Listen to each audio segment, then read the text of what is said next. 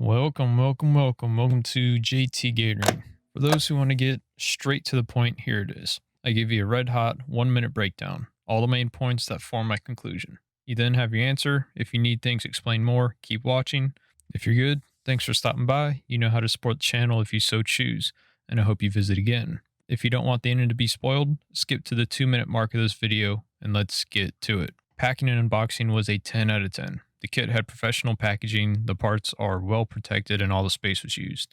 Assembly was a 7 out of 10. The one thing that rubbed me wrong was that you have to modify the engine to make it work. Another negative was that it is a 2-person assembly unless you have an engine crane. And I also had difficulties with the installation procedures that could be reordered and improved. One positive was that the main components have the appearance of being high quality with solid looking welds, good paint, and a hefty nature to them. Real world use, 8 out of 10. It's not a speed demon. You should not expect high speeds from this kit, but it will eat up all the mud and grass you can feed it.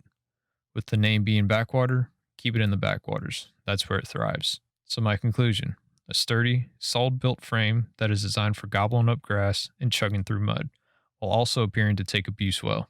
Favoring those who are not gearheads, wrench turners, or tinkerers, there's little to modify and few prop sizes to choose from. Speed is not a priority with this kit. If you want American made and don't mind paying the price tag for it, then this kit is a solid consideration.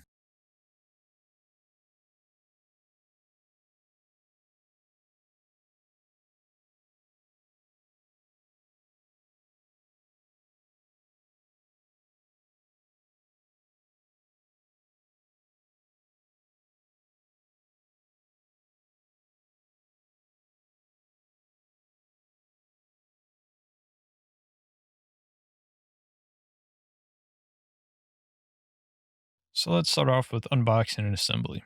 For unboxing, it was a 10 out of 10. Great packaging. One big box. Backwater had the parts in individual boxes that lined one side of the package, while the other side of the box had the shaft that was spray foamed in place. All the space was used and nothing was going to move around. The cardboard was heavy duty, stapled, and taped well. There was very little chance of the Backwater SWOMP LITE glider kit getting damaged in shipping. So package wise, the Backwater kit was great, 10 out of 10.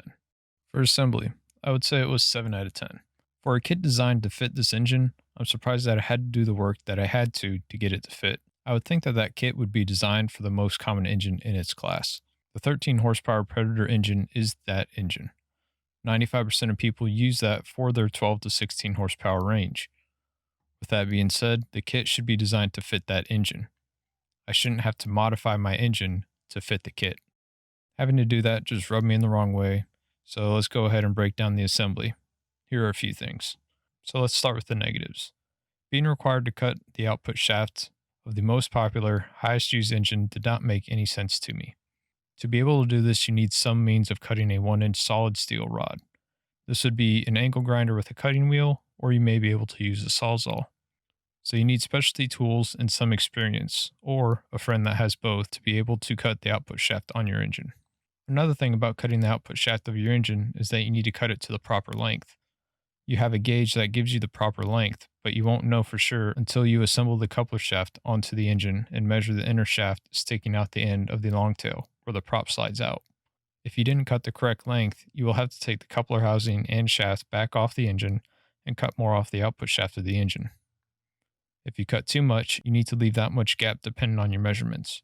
Some people have avoided cutting the output shaft by putting a spacer plate in between the coupler housing and the engine. You would need to buy longer bolts, and I do not know how it would hold up or if it's even safe. I cut about 1.25 inches off the output shaft, so that would mean that you need a spacer that is at least 1 inch thick, and that doesn't seem all that safe to me. Point number 3 is drilling through your transom to mount the engine bracket. Since I did not want to drill through my transom because I wanted to test other mud motors without having extra holes in my already weak transom, I asked if they had a clamp-on mount. They did, and I was able to use that, but normally they highly recommend their Versa mount, which requires you to drill through your transom. This is fine if you plan to keep your kit and use it, as you should if you pay this much money for this kit, but it is an extra step that I haven't had to take with any of the other mud motor kits so far. It was a little tricky getting the pin through the coupler housing to mount it onto the transom bracket. The engine is heavy and it's nearly impossible to do by yourself, so you will need a lift or another person to help you lift the engine to get it into place, and then balance it while trying to get the center bolt through. To help us transition into the positive aspects of the kit, there is one feature that is beneficial while also being a negative, and that is with tolerance. The tolerances are very tight on this backwater kit, so it makes it difficult to get the coupler and tail shaft onto the engine PTO shaft, which makes assembly and removal a little difficult and time consuming. So, moving on to the positives. After cutting and getting the coupler housing attached to the engine, then getting the shaft to the correct length, assembly was pretty smooth after that. The tiller handle had the throttle lever and cable already assembled onto it, along with the safety kill switch. I just had to mount the tiller handle and then hook up the safety kill switch and throttle to the engine. The instructions were good for the majority of the install, but in some places they were vague, just like the throttle cable connection and safety kill switch. I would hope that most people could figure out the throttle cable connection, but having pictures would help some of those not so mechanically inclined people out there. Same for the kill switch. The kill switch wording is good, but pictures go a long way with wiring. And adding little tips, like use a bunch of Loctite to the throttle connection on your engine when you use a screw to clamp the cable down, really helps when you're out on the water and the throttle cable screws loosen. And you end up losing the screw, or you can't use the throttle on the tiller handle, and then you have to operate it manually on the engine. And it's just the small things, like little tips like that. Another thing was that the prop went on easy, and it is a lot more simple to take off compared to a tie kit. With it being a straight hex shaft, the prop is held on there with two nuts. One nut goes tight up against the washer that is up against the prop, and then the second nut tightens up against the first nut to make sure that the first nut does not vibrate loose. The surface tracer was different, but was installed just fine, but the instructions could have been improved on that also. The transfer bracket was solid and heavy. This was one thing that would not break, ever. 17 pounds, and it could grip what seemed to be 3 to 4 inch thick transoms. This would fit on any transom, whether it's skinny or overbuilt. Moving out from unboxing and assembly, we get into trailering. When trailering, the first thing to touch on is that the engine and kit setup is pretty balanced, if not more engine heavy, so it is very light on the tiller handle. The tail wanted to rise up and the tiller handle wanted to fall down. I trailer all mud motors with the prop inside the boat with the tiller handle sticking out the back with an orange red flag on the tip of the handle. This backwater kit makes it difficult because it adds stress to the strap because the tail is always trying to lift up. I've had the tail loosen the strap before where I had to pull off and tighten the strap again because it bounces so much. Just something I'm not used to and I haven't had good luck with when trailering. So securing the tail in a better improvised way would be best. This kit also has a lock position so that it stays center in the boat. This is a good safety feature, and if you don't like it, you can take out the pin. It is annoying to have the side safety pins, but just another thing to get used to when you swing the tail into the boat when trailering. Another thing is the skeg. The skeg bounces on the edge of the seat. The other mud motor kits would sit on top of the seat or sit on the floor. This one I have to build a rub stop to fit on the skeg so that it doesn't damage the edge of the seat. After trailering, we get to our first water test. First things first, I like the kill switch. Having the button to turn off the engine is a great feature and I like it. The first pass I did, I had a few issues. I only got 15 miles an hour. I got lots of vibration in the handle. The static throttle was not working for me. It worked, but it was just uncomfortable. I was still trying to get used to the engine falling forward into the boat, and the prop was diving a little deeper than needed. I addressed the prop diving too deep by adding one shim to the surface tracer plate. That made the prop ride right below or at the surface of the water. The 8x4 prop was governing out, so that means I thought I could move up to a bigger prop. I was idling around 4 miles per hour at 1200 RPMs, getting 15 miles per hour at 3800 to 3900 RPMs, which is governing out with my engine. So after heading in, it's time to deal with customer service. I sent an email with all the issues I was experiencing, and then I scheduled a phone call with Jake at Backwater. I talked to him, discussed the issues I was having, and these were the main points that were covered. So first things first is that he's going to send out the 9x4 and the 9x5 props to see if I could get better speeds. He already said that the speeds I was getting were good speeds and that those were normal. With getting new props, this would also allow me to check and see if the vibration goes away, which could be due to an improperly balanced prop. Getting two birds with one stone. If the vibration does not change, he said that the vibration would be caused by the engine at that point. Another thing, he was going to send me a new tiller handle with the paddle lever throttle instead of the static throttle lever.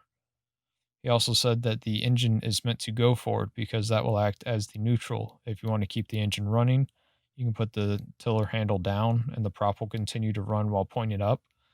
And when you are ready to run again, you would pick up the tiller handle and put it in the water to run. He said you could make a shim if you wanted to, and that way the tail would stay in the water if you're just idling around, or if you just want to leave the prop in the water with the engine turned off. So customer service was good. Jake was very helpful and patient with me and answering my questions. So I got stuff in the mail. I went out a second time to go test and put some hours on the kit. The paddle throttle was much better than the static throttle lever. It made it much easier to control the throttle lever and made handling and maneuvering the tiller much easier. I was still getting a lot of vibration where my hand would get numb after 10 minutes of riding around, and I was never able to fix that. This engine ran fine on other longtail mud motors. Some people in the comments say that it's because that the kit is put together with tight tolerances and it is solid and does not allow for play and allows the vibration to travel up to the tiller handle when compared to a lower quality kit where the tolerances are not tight and the vibration is dampened before it gets to the tiller handle. Either way, I cannot drive this kit for more than 10 minutes. I tested the 9x5 prop first. I reached 3,400 to 3,500 RPMs, only getting 15 miles per hour, which was the top speed that I was able to get with the 8x4. It handled the same as the 8x4 prop, just lower RPMs, so I gave the 9x4 a try. The 9x4 prop gave me a faster speed at 16 miles per hour, but I was still in the 3,400 to 3,400 RPM range. So the fastest I achieved with this kit was 16 miles per hour. I put a couple more hours on it at the expense of numbing my hand, taking a break to fish, running for 10 minutes again, and repeating. I was able to run it through some grass. The Backwater kit handled it as expected. After watching Carson Keat run his kit, I knew the Backwater kit would handle mud and grass. The tracer plate does catch some vegetation, but nothing to worry about, or at least with the stuff I went through. I did not run slow at all, so I do not know how this kit performs when you are stuck and you need to dig and grab. Most of the time I fly over grass with the wet lander I have on the bottom of the John boat. I'm almost never in situations where I'm stuck in thick mud or cutting new paths in 6 to 8 foot high marsh grass. I'm normally following the trails in inches of water and staying on plane or just running through tussocks that are 6 to 8 foot water underneath them. So you shouldn't have any issues with using it as a mud motor. So the final conclusion. It is a sturdy, solid built frame that is designed for gobbling up grass and chugging through mud, while also appearing to take abuse well.